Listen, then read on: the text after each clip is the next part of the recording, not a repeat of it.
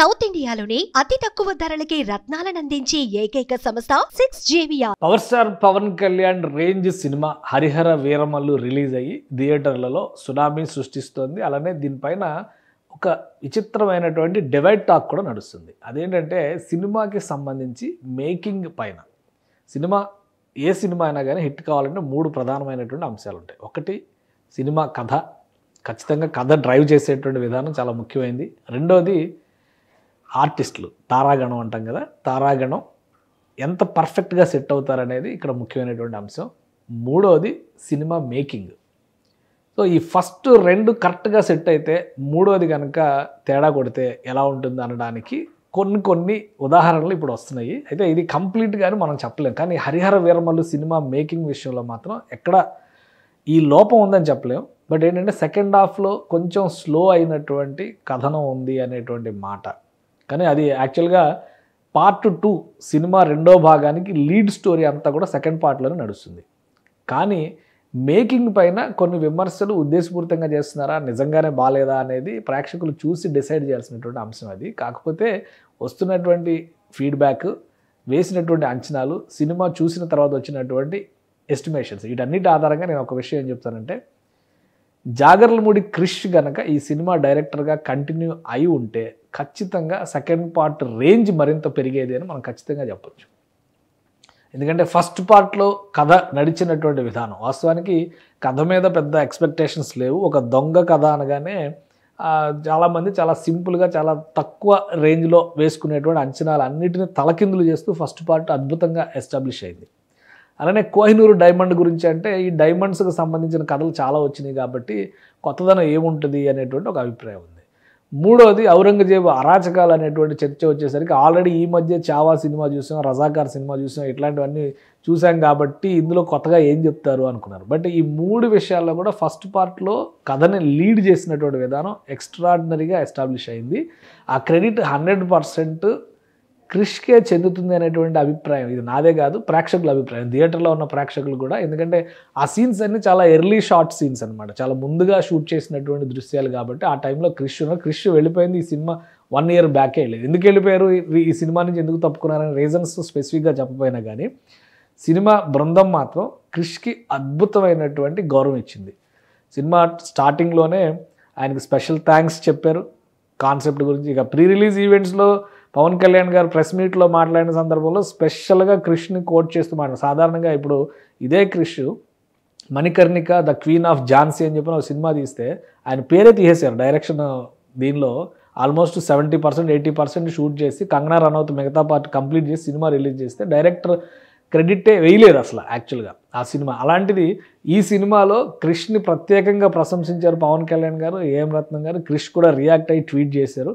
అంతవరకు బాగుంది అనుకున్నాం మనం, కానీ సినిమా రిలీజ్లో క్రిష్కి కృతజ్ఞతలు వేశారు. సినిమా టైటిల్స్లో డైరెక్టర్ కార్డ్స్లో ఫస్ట్ డైరెక్టర్గా క్రిష్ పేరు వస్తుంది, సెకండ్ జ్యోతికృష్ణ పేరు వస్తుంది. సో అంటే క్రిష్ పైన తమ అభిమానాన్ని ఈ సినిమా యూనిట్ చాలా స్పష్టంగా చాటుకుంది అనేటువంటిది చాలా క్లియర్గా కనబడుతుంది. కానీ థియేటర్లో ప్రేక్షకుల మధ్యన వచ్చినటువంటి డిస్కషన్ ఏంటంటే, క్రిష్ వెళ్ళిపోవడమే ఈ సినిమాకి పెద్ద దెబ్బ పడింది, సెకండ్ పార్ట్ని ఇంకా ఎలివేట్ చేసి ఉండేవాడు క్రిష్ అనేటువంటి అంచనా అయితే ఖచ్చితంగా డిస్కషన్ జరిగింది. సో క్రిష్ వెళ్ళిపోవడం ఈ సినిమాకి డ్రాబ్యాక్ అయితే, క్రిష్ రావడం హరిహర వీరమల్లు పార్ట్ 2కి పెద్ద ఎసెట్ అవుతుందనేది ప్రేక్షకుల టాక్ ఇది. సో వాస్తవానికి సినిమా చూసిన తర్వాత నాకు అనిపించినటువంటి అంశం కూడా, ఎందుకంటే జనరల్గా కథని ఆ పాయింట్ని ఎన్నుకున్నటువంటి విధానమే చాలా వైవిధ్యమైనటువంటి విధానంలో ఆ కథని పాయింట్ని ఎన్నుకున్నారు. ఆ రెండింటిని లింక్ చేసినటువంటి వైనం కూడా చాలా ఎక్స్ట్రాడినరీగా జరిగింది. కథ పైన చాలా వర్క్ చేశారు, సినిమా మేకింగ్ పైన చాలా వర్క్ చేశారు. మాటలు బుర్రా సాయి మాధవ్, ఆయన బ్రాండ్ అంబాసిడర్ క్రిష్ సినిమాలకు, ఆయనే ఫస్ట్ పిక్చర్ కూడా ఆయన అవకాశం ఇచ్చాడు కాబట్టి. సో కృష్ణం వందే జగద్గురువులో అద్భుతమైన డైలాగ్స్ రాశారు. అక్కడి నుంచి ఇండస్ట్రీ మొత్తం కూడా ఓన్ చేసుకుంది. బుర్రా సాయి మాధవ్ రేంజ్ ఏంటనేది ఇప్పుడు అందరికీ తెలుసు మనకి. సో ఈ సినిమాకి సంబంధించి క్రిష్ ఇన్వాల్వ్ అయ్యి ఉంటే సెకండ్ పార్ట్ రేంజ్ మరింత పెరిగేది అనేది కూడా వాస్తవం, అది ఒప్పుకోవాల్సిందే. సో సెకండ్ పార్ట్ సినిమాకి సంబంధించి అంటే హరిహర వీరమల్లు మొదటి భాగంలో 2 పార్ట్స్ అంటే ఇంటర్వల్ సీక్వెన్స్ తర్వాత ఉన్నటువంటి వేరియేషన్స్ని దృష్టిలో పెట్టుకొని చెప్తున్నటువంటి మాట. కాబట్టి క్రిష్ వలన ఆ రోజు ఇబ్బంది జరిగితే కనుక క్రిష్ రావడం వలన 2వ భాగం హరిహర వీరమల్లు యుద్ధభూమి అనేటువంటి దానికి లీడ్ ఇచ్చారు. డైరెక్టర్ జ్యోతికృష్ణ అనేటువంటి కార్డు కూడా వేశారు. బట్ కథ క్రిష్ అయినప్పుడు మళ్ళీ క్రిష్ వస్తే బాగుంటుంది అనేటువంటి అభిప్రాయం ప్రేక్షకుల్లో చాలా బలంగా వస్తుంది. సినిమా ఎండ్లో జరిగినటువంటి డిస్కషన్స్ని బట్టి చూసినా కానీ క్రిష్ రావడం సముచితం అనేటువంటి అభిప్రాయం వస్తుంది. ఎందుకంటే ఈ కథని ఔరంగజేబు వర్సెస్ హరిహర వీరమల్లు ఎలా ఎస్టాబ్లిష్ చేస్తారు అనే దాని మీద చాలా ఆసక్తి ఉంది. ఒక విధంగా మనం జ్యోతికృష్ణను తక్కువ చేయడం కాదు, జ్యోతికృష్ణ కూడా చాలా కష్టపడ్డారు. క్లైమాక్స్ సీన్స్లో ఆయన ఎస్టాబ్లిష్ చేసినటువంటి బహుశా మూల కథ క్రిష్ ఏ విధంగా అయితే విజువలైజ్ చేసుకుని ఉన్నారో దానికి దగ్గరగా వచ్చి ఉండొచ్చు, కానీ 100% ఆ స్థాయిలో తీశారని చెప్పడానికైతే కొంత ఆలోచించాల్సినటువంటి అవసరం ఉంటుంది.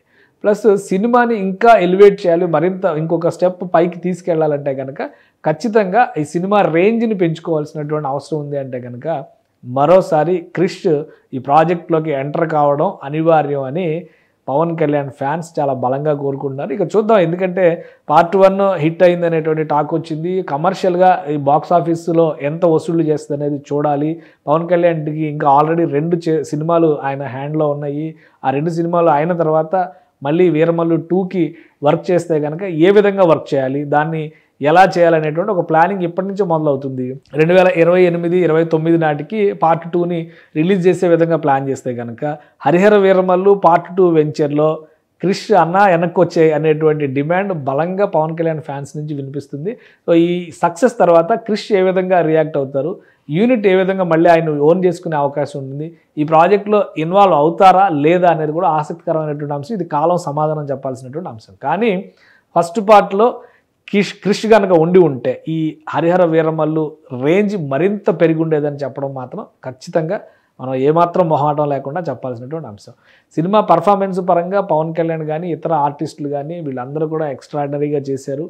విజువల్ గ్రాఫిక్స్ విషయంలో మాత్రం కొంచెం అసంతృప్తి ఉంది. సెకండ్ పార్ట్ స్లో అవడానికి, ఆ పేస్ తగ్గడానికి రీజన్ కథని మేకింగ్ చేసినటువంటి విధానం, విజువలైజ్ చేసినటువంటి విధానంలో ఇంకొంత పరిపక్వత రావాలి. అంటే జ్యోతికృష్ణ పెద్దగా అనుభవజ్ఞుడైనటువంటి దర్శకుడు కాదు, 1-2 సినిమాలు చేశారు.